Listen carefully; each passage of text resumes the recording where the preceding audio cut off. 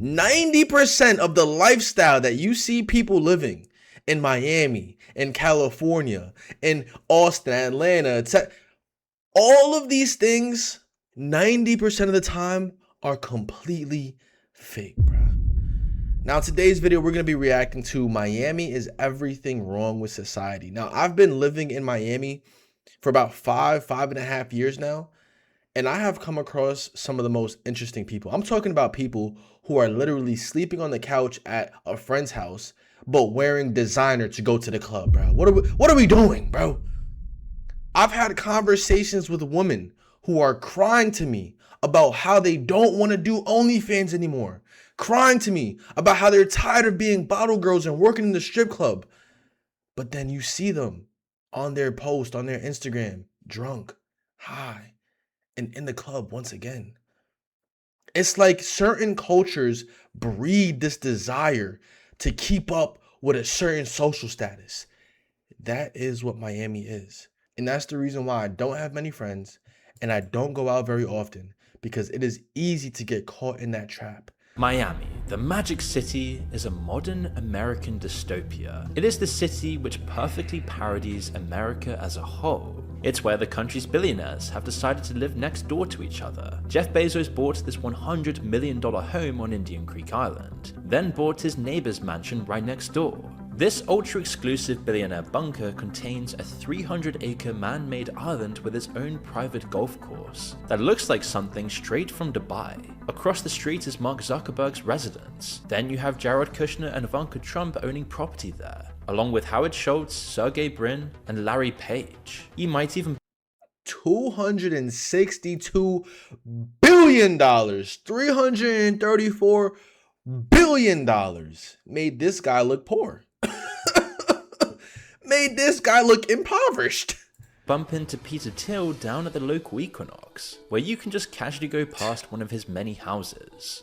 Indian Creek in Miami is called Billionaire Bunker. Big businesses are moving here from all over the world. The financial center is packed with companies like Citadel, Nvidia, Uber, Microsoft, and Palantir, which even recently moved its HQ to Miami. This is what the Miami Beach mayor has to say about the city's meteoric rise. This is going to be the next finance hub of America. Forget New York and LA, Miami has become the city everyone aspires to break into, spawning a whole new generation of OnlyFans girls, crypto bros, and anyone else clinging to the idea of who they want to be. On the surface, the city works. We visited, and the first version we found is the side you see on TikTok. Huge modern mansions, yachts, and massive boats parked outside in the harbor. You could even see Indian Creek from a distance, but could never get near it. There are patrol boats everywhere and a fortified gated entrance. But we also found a completely different side to Miami that isn't in the reels and podcasts, but not in the obvious way like Las Vegas or Los Angeles. Miami sells itself as the real deal, with real money, real businesses, and a real vision of the future. And for a moment, you're convinced. The whole city is essentially a stage set arranged to look like a paradise. Drained, filled in, paved over, planted and replanted. All by a series of developers over the years, all of whom saw immense potential in a humid, mosquito-infested strip of swamp that nobody wanted to live in.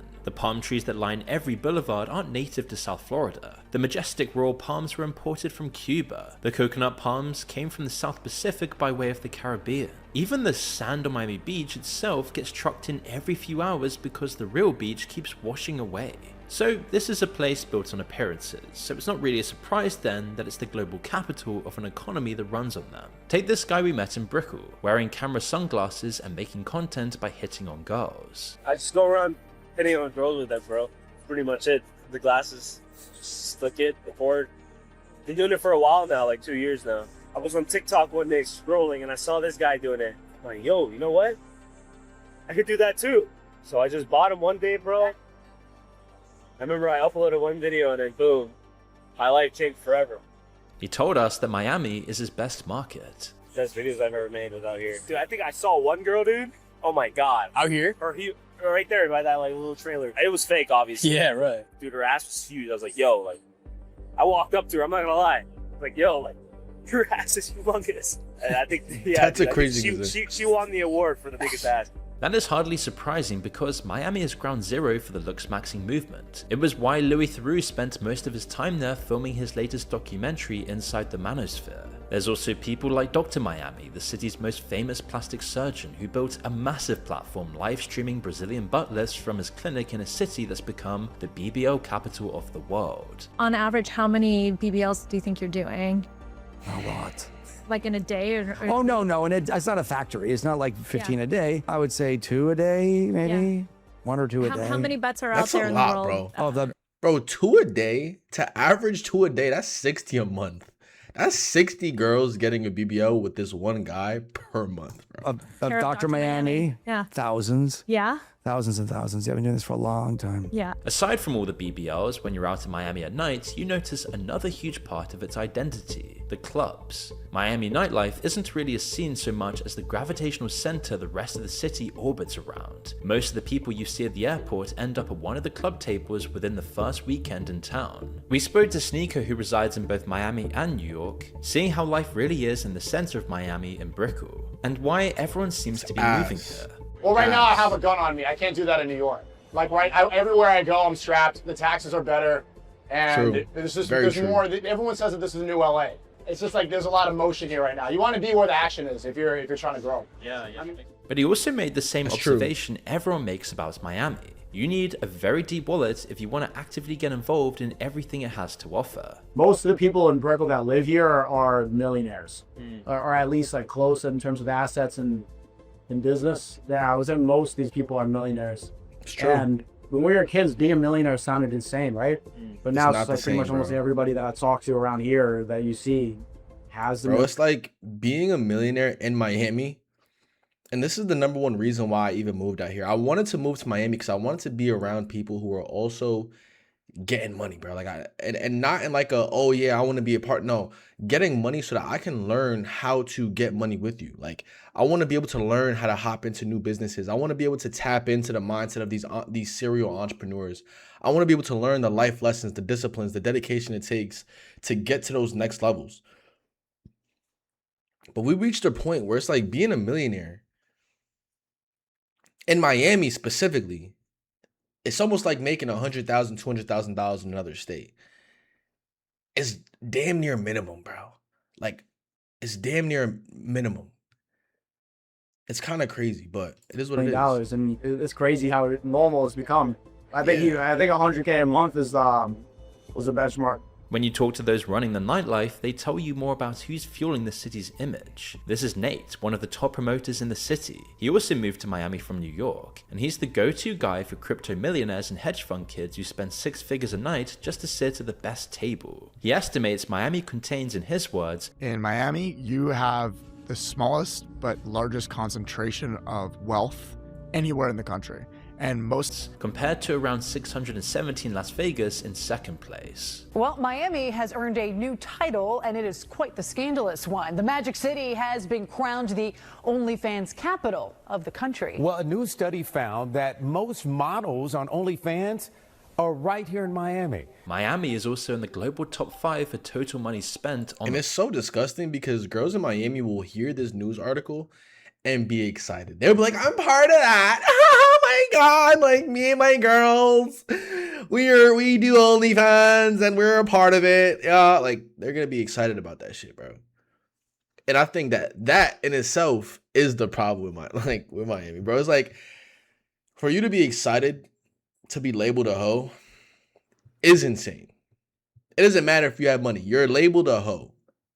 That's insane. Platform, with roughly $17 million flowing out of Miami subscriber accounts in 2025 alone. Sophie Rain is based in Miami. Black China started her career as a stripper in Miami before transitioning onto the platform. Even people like Mia Khalifa got their career starts here. The Bop House is a mansion in Miami where OnlyFans creators live together, producing content around the clock. They later upgraded to a $100,000 a month penthouse in Brickell dubbed the Gen Z Playboy Mansion. Well, this OnlyFans creator thinks it has a lot to do with the city's aesthetic. So I think with the people in Miami already working in music videos, already working in commercials, in bikini shoots, and all these things that show off skin, I think it's not really hard to just go from one thing to another. Sneako's friend Sonny Faz explained how this modern sex industry looks completely different from a few years ago. Over 70% of the money is made through the chatting. Like, it's not through the $5 subscription like most people think. It's through guys trying to build an emotional relationship with the chick.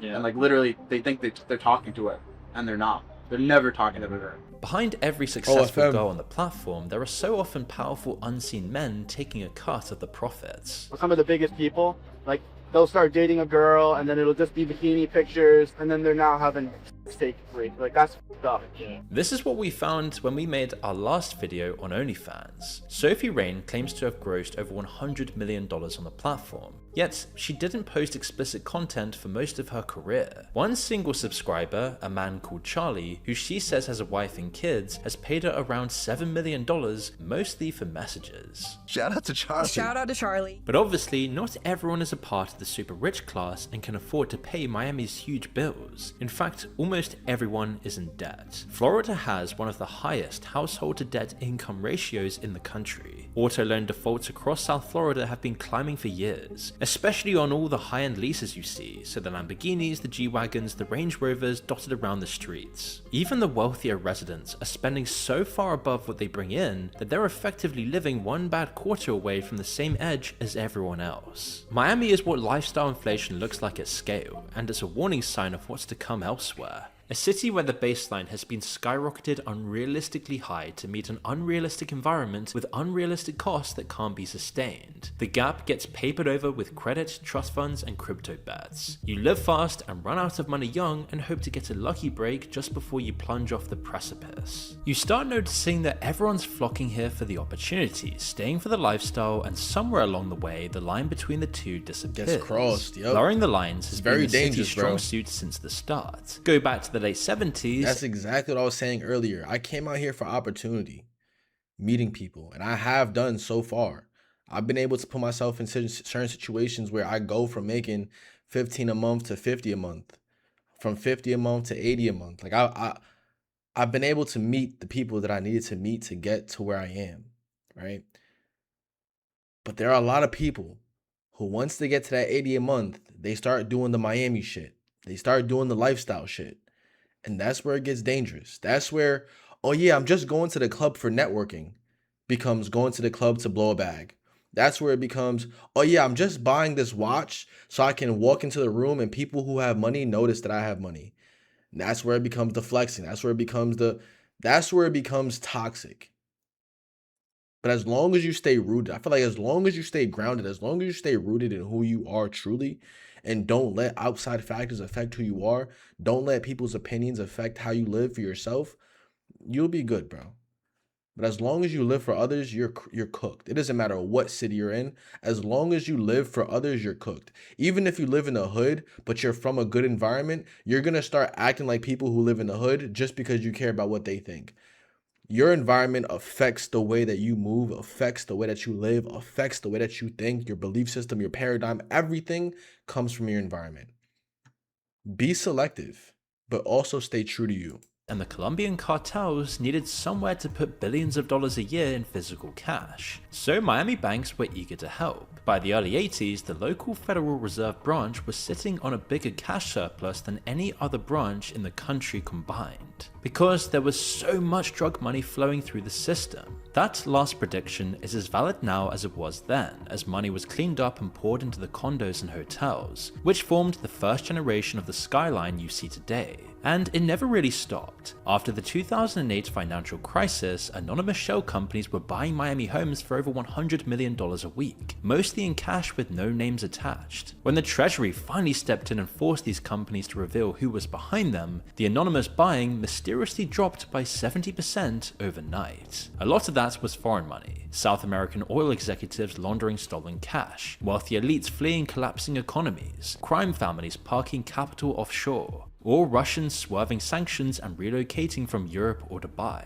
Last year, a 74-year-old Miami realtor pleaded guilty to selling and laundering luxury condos in the Bal Harbour and Aventura districts on behalf of 2 sanctioned Russian oligarchs. Miami's realtors and developers are often in the news for fraud and financial crime, with fraud felony rates amongst the highest in the US. Police say Priscilla Marie Contreras, Yordani Carrias Diaz, and Dinocer Bravo are pretending to be realtors and homeowners. Back, 2 men are behind bars tonight. They're accused of running what the Miami-Dade State Attorney's Office calls a sophisticated scheme defrauding a Miami Beach condo, its owners, and board members. Long before the drug years, Miami was where the rich from North America went to lose money on land. In the 1920s, a real estate bubble inflated by speculative developers selling underwater swampland to retirees collapsed so spectacularly that the entire state economy went into recession years before the rest of America followed into the Great Depression. Carl Fisher, the man who built Miami Beach, sold lots that didn't exist to investors who never visited. So the entire Florida land boom that followed was structurally a Ponzi scheme.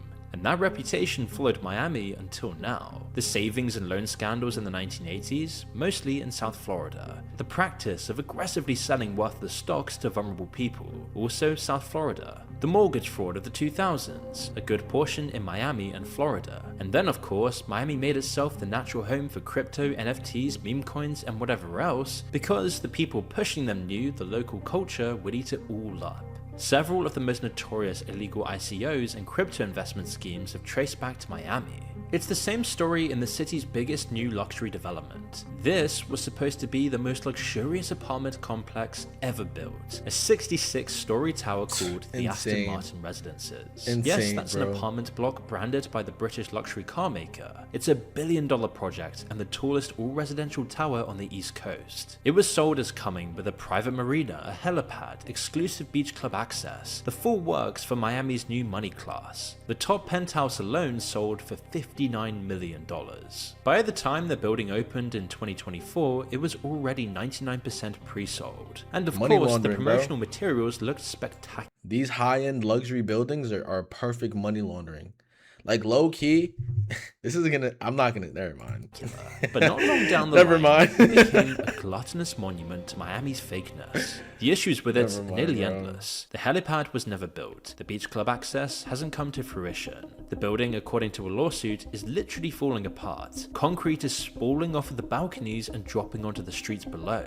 Then there's the steel reinforcement itself, and even the absolute basics like functioning elevators. Now at 6, developers of downtown Miami's Aston Martin residences face their second lawsuit in 4 months. Residents say they see concrete balconies crumbling, their seawall corroding, and claim it will cost millions to fix it. They blame the builder. Basically, it's just turned out to be terrible, which is even more painful if you invested millions into the building. And this isn't just a case of negligence, it's all allegedly wrapped up in a sophisticated scam, or what the lawsuit calls an immense shell game, using a network of companies to siphon millions out of the building's finances. This is what happens when something's image falls completely out of sync with the substance underneath it. This has happened with almost every object that surrounds us. A banana isn't a banana, not really, it's just a copy of a banana that you've never even seen, felt, or understood at all. Today, a photograph is rarely by definition a photograph, but rather a manipulated image that exists in near infinite degrees of authenticity. If you live somewhere like Miami, your life doesn't resemble the life of any of your ancestors. The substance and purpose behind it were copied into oblivion and literally don't exist anymore. Miami shows you what happens when an entire place becomes disconnected from reality. You start with a real genuine thing, in this case a muddy swamp with some promise. The railroad was extending itself down south, and it didn't take a genius to work out this tropical coastline was valuable.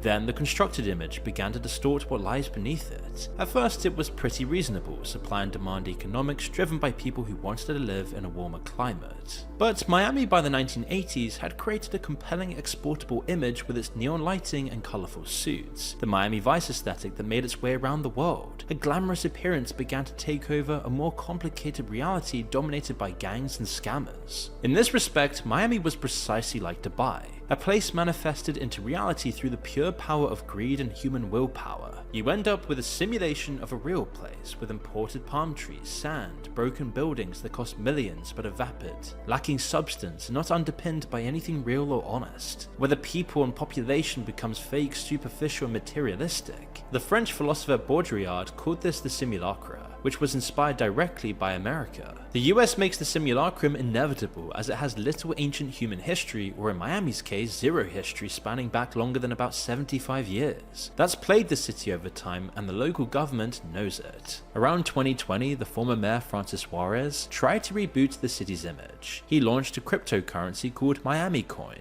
which lost 95% of its value almost immediately in what turned out to be a pretty absurd stunt for making the city look financially cleaner. He and the mayors kept using phrases like business-friendly regulatory environment. What that means is, first off, Florida charges zero state income tax, so a $50 million earner moving down from New York saves around $5 million a year just on that line. Then that's the exact, bro, this is from New York to Miami, that's the exact reason why I moved, bro. Opportunity number one, but also taxes. Because if you move to California, California taxes are actually worse than New York taxes. And obviously there are other states that have better tax codes than Cali and New York, but they don't have the same level of opportunity. So it's like, for not having to pay any state tax plus being around all these millionaires, I thought it was a pretty good move. There's the homestead exemption, which means once you buy a house and live in it, no creditor can ever touch it. This is why O.J. Simpson moved to Florida the moment he lost his civil case. There's no estate tax either, and amazing trust laws that let you lock up wealth for 360 years, and a state financial regulator that's known for turning a blind eye. On top of all of that, recent mayors added a fintech regulatory sandbox that lets crypto firms operate without the usual licenses, as well as reforms that make it harder to sue Florida's businesses. And that's why you see offices from the likes of Citadel, one of the biggest hedge funds on the planet, and Blackstone, who are buying up properties all across the world, as well as Goldman Sachs, Starwood, and so many others. Sam Bankman-Fried's platform FTX opened up an office here before it imploded, and he was sentenced to 25 years and ordered to forfeit an astonishing $11 billion. The very factors that made Miami a destination for cartel money are now being marketed to Fortune 500 companies as the top reason to relocate. As the wealth concentration snowballs, the gap between the richest and the poorest has widened to a gaping chasm, even by American standards. The bottom 20% of workers in Miami earn an average of about $10,000 a year. The top 5% earn over $500,000.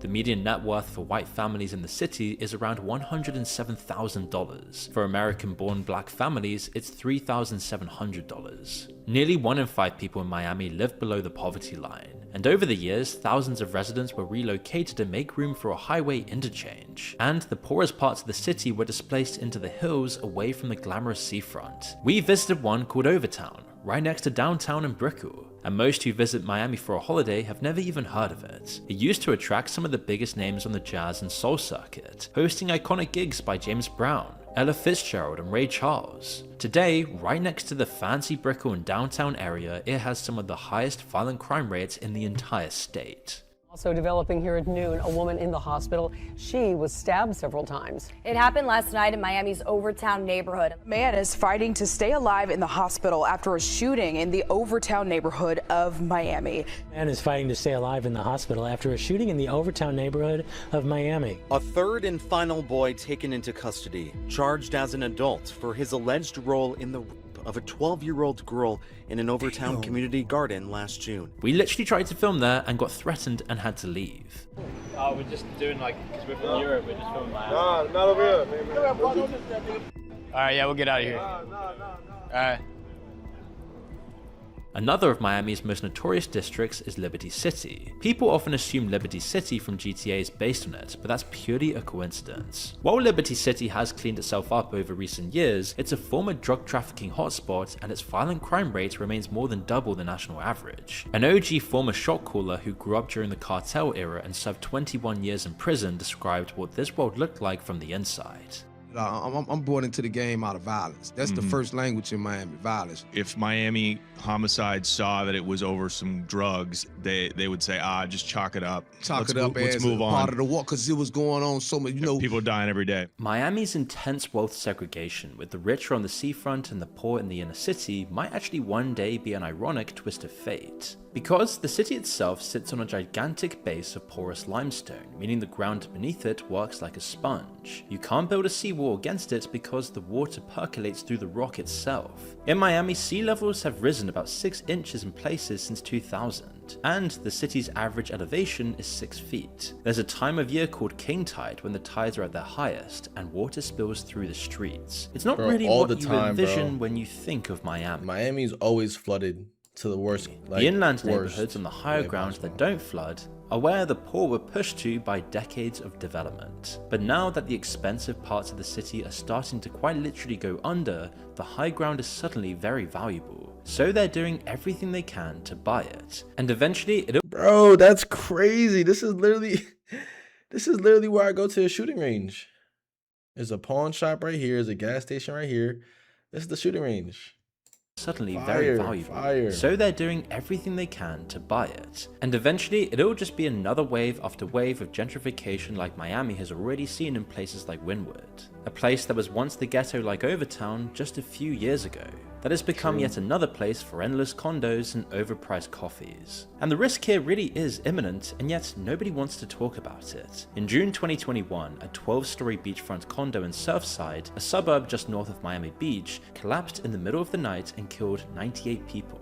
Investigations found the building had been structurally deteriorating for years while maintenance was repeatedly deferred. Since then, Florida's homeowner insurance costs have roughly tripled to an average of $6,000 a year, more than 3 times the national average, and insurers have started pulling out of the state altogether. But the construction never slows down. There are cranes all over the downtown area, and almost all of them are being operated by people who live in the neighborhoods we just walked through, miles inland from the buildings they're putting up. At over 60%, the majority of the construction workforce here was born outside the US, by far the highest percentage of any metropolitan area in the US, and meeting demand amid the influx of millionaires from around the world is grueling work. The local newspaper, the Miami Herald, spoke to a group of them about working conditions last year. A 64-year-old Colombian painter described spending 20 years on scaffolding in dangerous heat without a harness, where he'd actually lost 2 colleagues to fatal falls. Workers then described routine wage theft, with contractors owing them thousands and simply refusing to pay. And Florida doesn't even have a state agency to handle this. Wage theft costs Americans more than any other type of theft. Because Florida has no state agency handling unpaid wages, you can fight your case in civil court. So if you're owed money, your only option is to take your employer to court yourself. My family here was affected, my family back in Guatemala was affected, and they would ask why I couldn't send money and why at the time we couldn't make ends meet. He's laughing in the face of authority, he's laughing in the face of law. It is in many respects the US equivalent of the Dubai employment model, with one redeeming caveat that in Miami you can technically leave your job and nobody confiscates your passport at least. But being an undocumented migrant means you can't complain without risking deportation, and every contractor in this city knows that. So the end result of indentured servitude is pretty consistent. We noticed how the city has adapted to its large migrant population, given that even adverts are completely in Spanish with no English translation. When it's time to walk away from Miami, you leave with an image of a gleaming city built on imported labor, where people live in conditions visitors will never see, marketed as the future and sinking into the ground while everyone pretends that day will never come. And that's the very thing about Miami that makes it different from anywhere else. It's not fair to say that it's failing. It's seemingly very clean, very safe, and well organized. It's not completely falling apart at the seams like places like Los Angeles. And it's not really a stereotypical dystopian vision. It bucks the trend of what we might imagine one to be. It's a vision that's slowly sneaking up on us. It's a vision of intoxicating excess that cannot be sustained. There's no rubble, no air raid sirens, no brutal executions in broad daylight. Miami's version is just softer, wrapped in sunshine and palm trees, and a very convincing pitch that this is what winning looks like. And that pitch is spreading. Every major American city is trying to become like this right now. They're offering tax incentives and asking AI companies to come in and build massive data centers next to people's houses. They're deregulating to pump more and more money into local economies, but it ultimately lines the pockets of a few. Cities all over the world are destroying themselves in pursuit of what politicians call progress, but is really just survival. But in Miami's case, and metaphorically otherwise, this vision is quite literally sinking, and the only certainty is that the richest will be the first to escape. Bro, that's so real. Miami's a perfect example of the rich get rich and they live a good life, bro. But I'm gonna end this video here. If you guys did enjoy, make sure to leave a like down below, subscribe, and I'm gonna catch you on the next one, man. Peace.